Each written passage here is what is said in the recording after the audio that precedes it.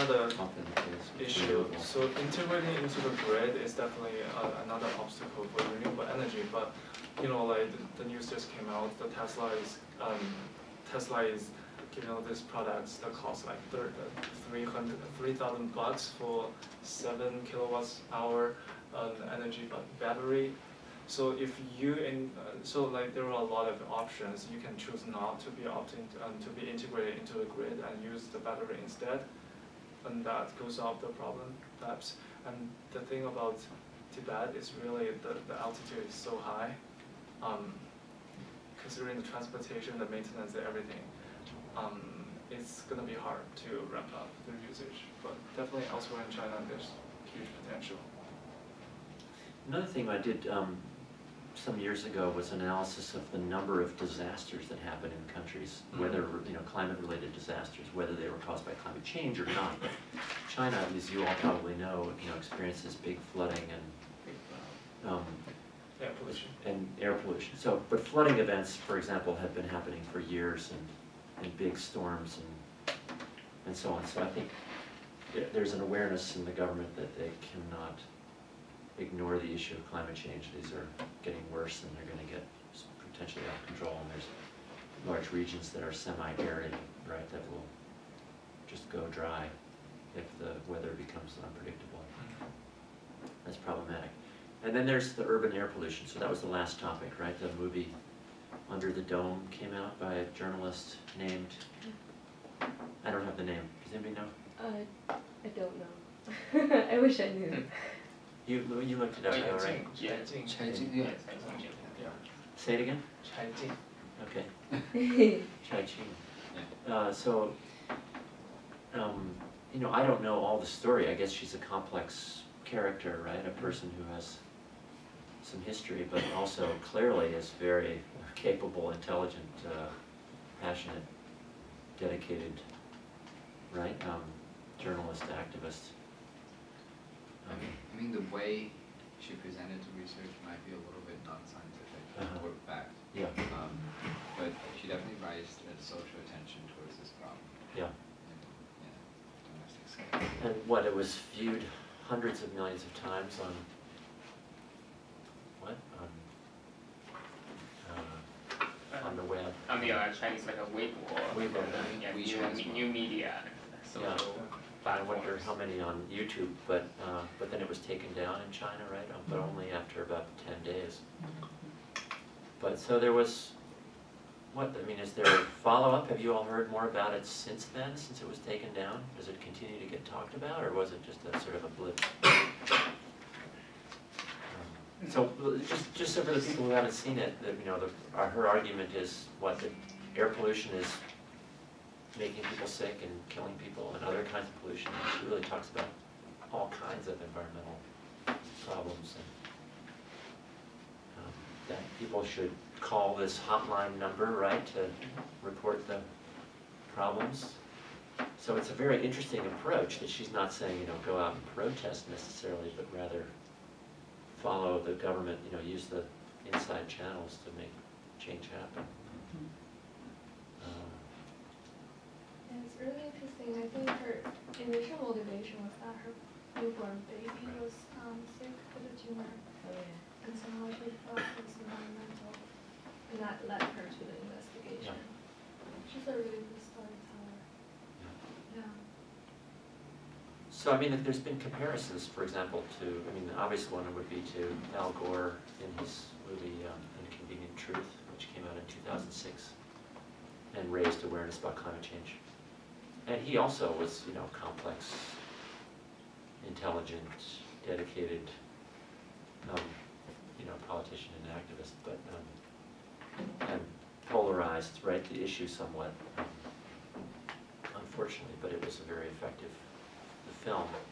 And then to Rachel Carson, right, the original book Silent Spring in 1964, I think, 1962 or 1964. That sort of pointed out the connection between pesticide contamination and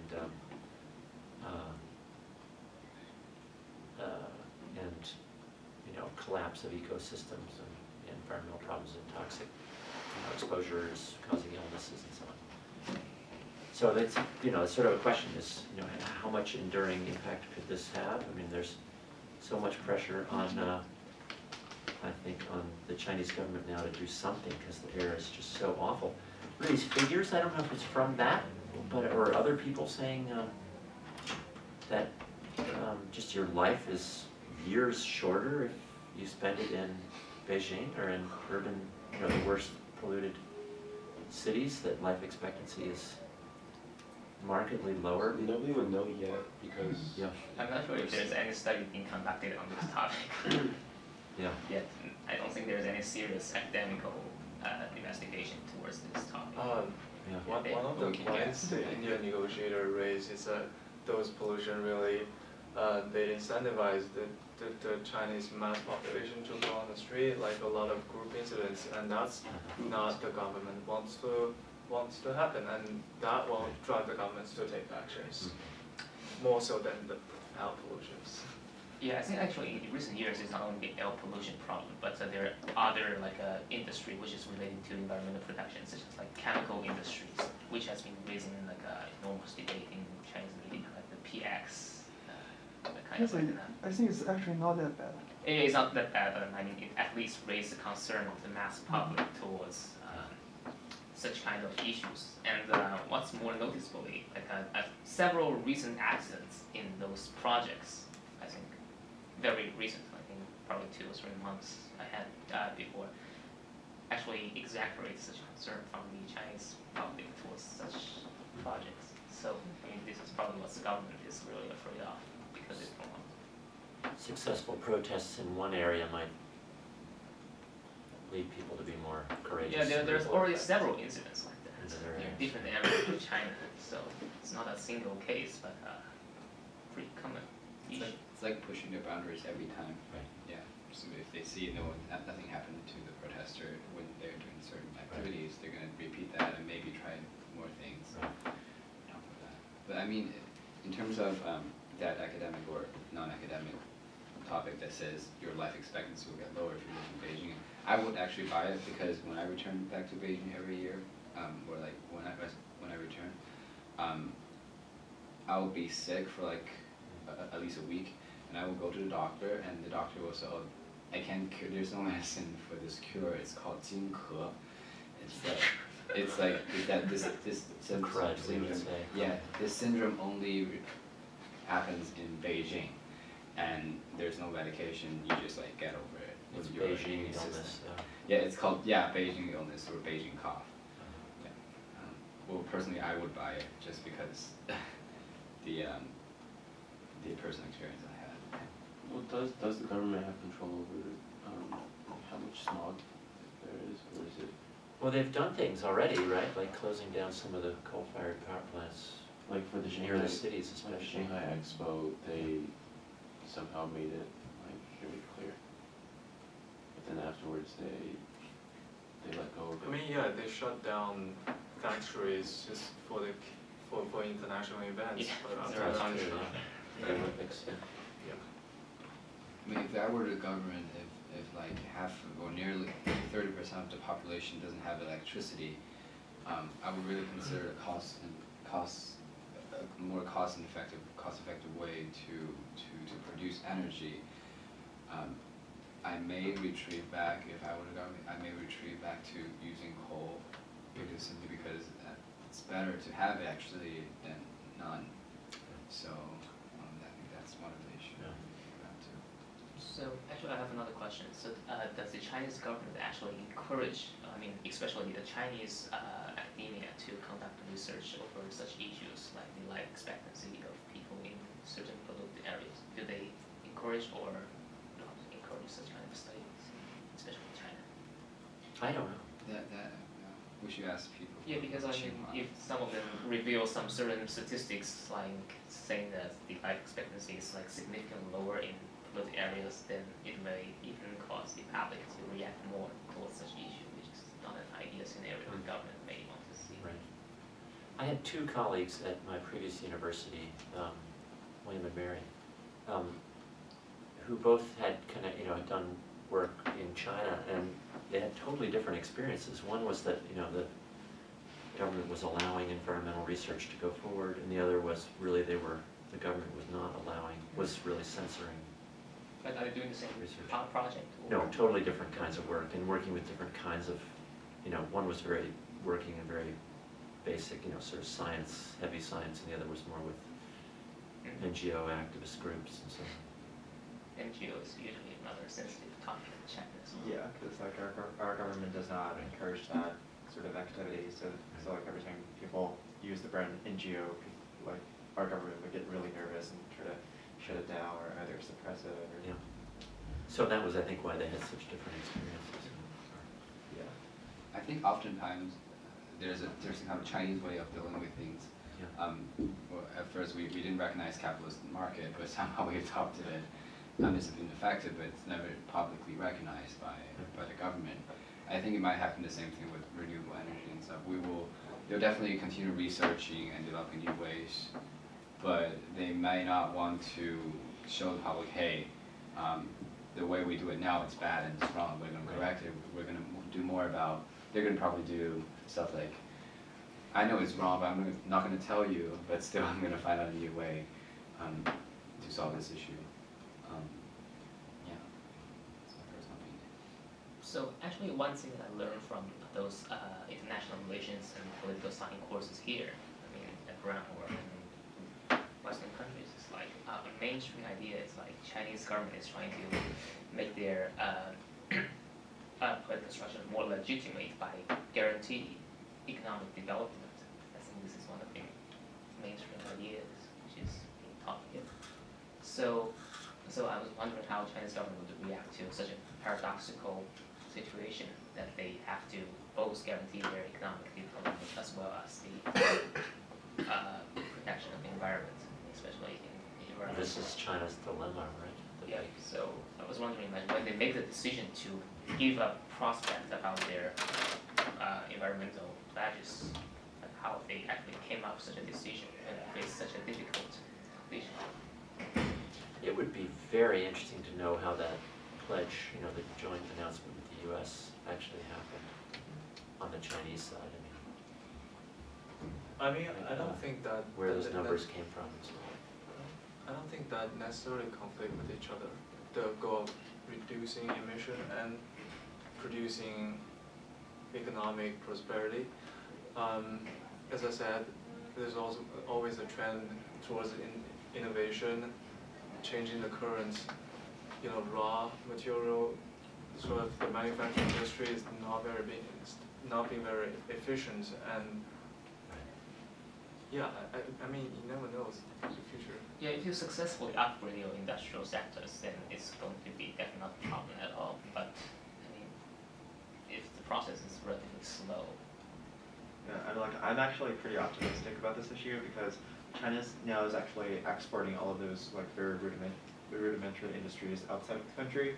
For example, like clothing mills and stuff, and like a lot of times we buy stuff from other countries too.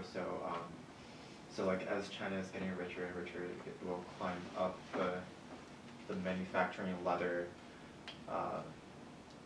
to be like more environmentally conscious, I guess. Because like if you move up to the manufacturing ladder, then I mean, like of course there will be stricter environmental laws and stuff that goes with it. So Usually. yeah, usually. And it looks like China's moving in that direction. The question is whether it's quickly enough. Is it? This is an issue that some people are very worried that we're not acting more, quickly enough.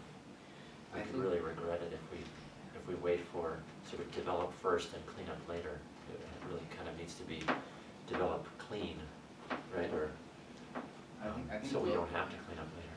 I think global media definitely plays an important role in getting this information out.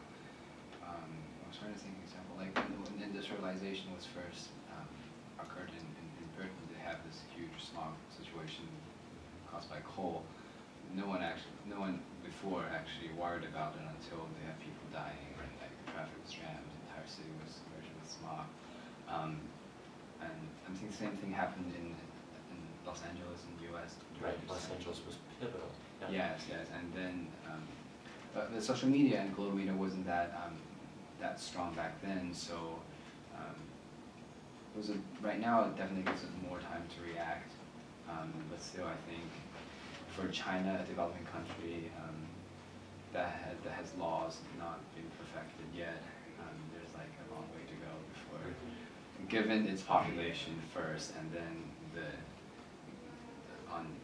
not perfect law system, I think there's a long way to go. And sort of getting to your point, the economic growth and prosperity, when that's happening, when the times are good, it's more possible, in my observation, for environmental protection to be advanced. Right. When things turn bad, then everything focuses on must-have jobs, more jobs now. This is happening even in Rhode Island, right now. And the environmental agenda is sort of set over here. We'll get to that later, I have another question. So, it seems like on one hand, the environmental issue is definitely like a thing, and on the other hand, the political aspects. It seems to me as if the U.S. is using this as an excuse to like hold China down. That's right, an argument that some people. And is there like evidence to support either side? Yeah, I work a lot in Brazil, and that argument has arisen for decades. That this is the wealthy countries trying to keep Brazil poor or keep it from developing. So Brazilians hold, you mean the Brazilians actually hold this viewpoint? Right. I don't see any evidence that wealthy countries are trying to keep China poor, or Brazil or others. I think,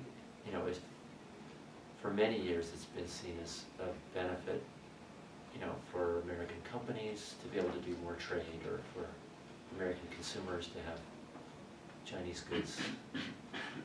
So I don't support that view at all, but I can see why people might think that, and I guess I would be understanding of those who do. To face a set of environmental restrictions when you're still just trying to get, up on your feet, is kind of unfair. I understand that. But on the other hand, we can't. On the other hand, we can't wait. If we're going to survive as a species, if this problem is as bad as the scientists are telling us. And in fact, the things that are starting to happen already suggest that some of the scientific predictions were too cautious. Not even as our temperature rises are at the top end of what was expected before. So I don't think it's intentionally keeping China down. Do you have some reflection on this? Yeah, I mean, like the global economy is so integrated, the slowdown of one part, especially as important as the manufacturing hub per se, China is definitely going to impact America negatively. And I just don't see how that argument could stand, because see if like China stops producing, all the commodity prices here is going to skyrocket, and I don't see what's good in there for America. So yeah, but we're all like connected like this now. yeah, but like the U.S.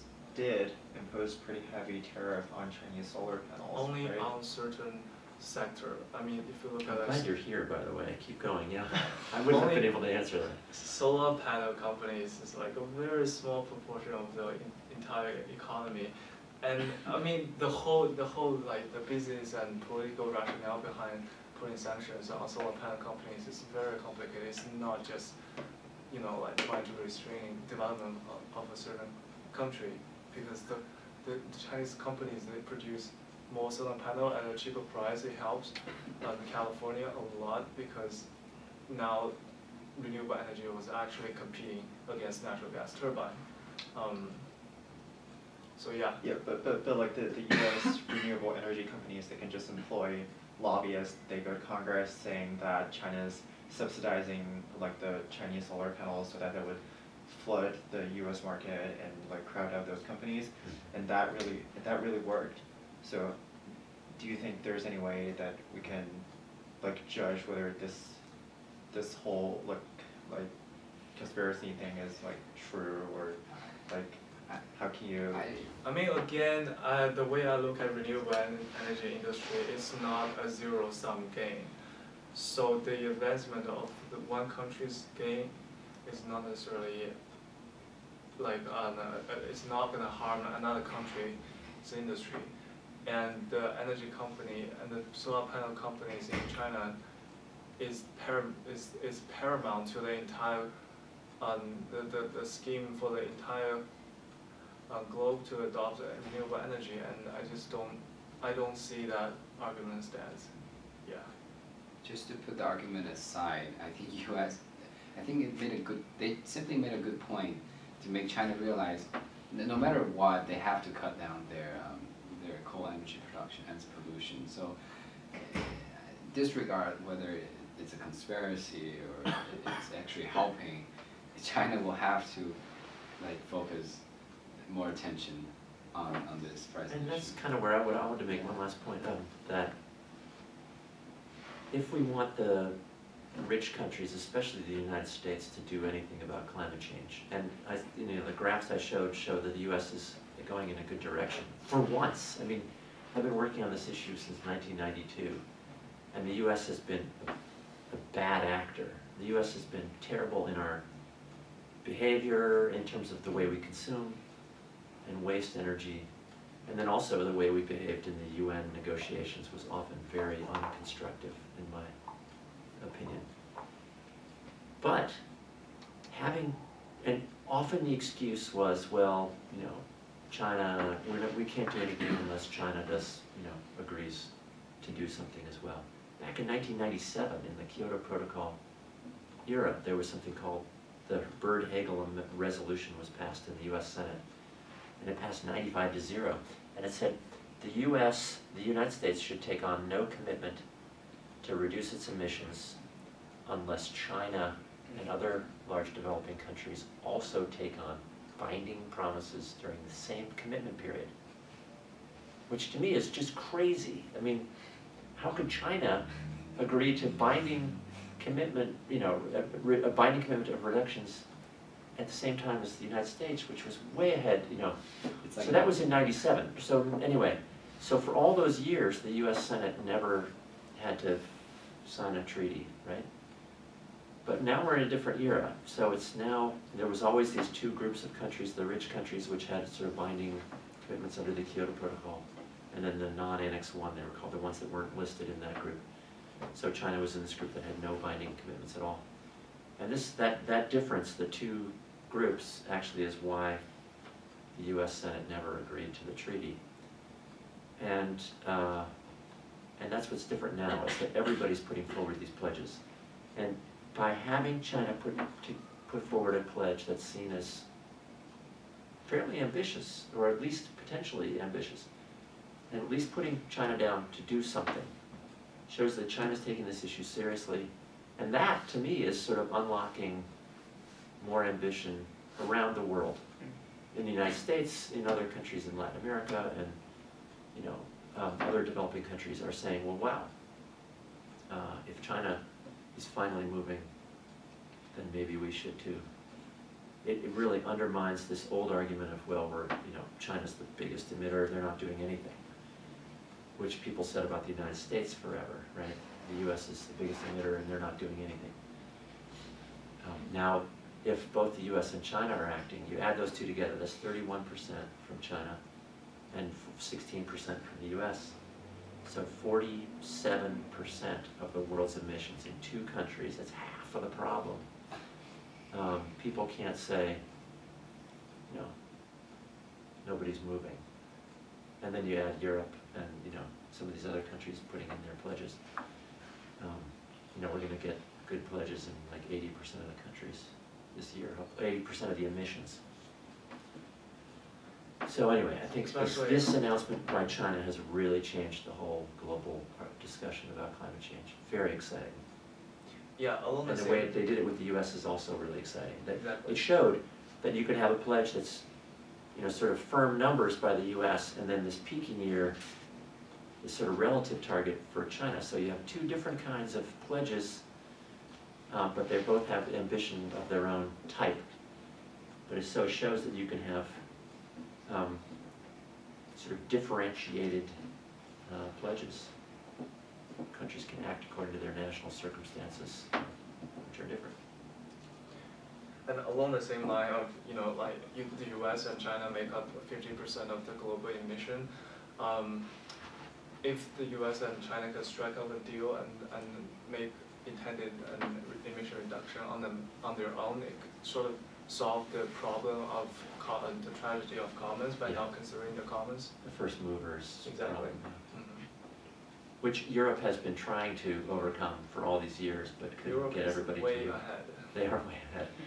And they're going to benefit. This is the other argument that you've been trying to make all this whole hour, that it shouldn't be seen as a burden to reduce your emissions, but rather a benefit, that there's really a new economy where you're not throwing your money away on petroleum and, and you're not undermining the ability of your ecosystem to produce your food, and you're not undermining your health, and you're also creating all these jobs by producing solar panels and wind turbines.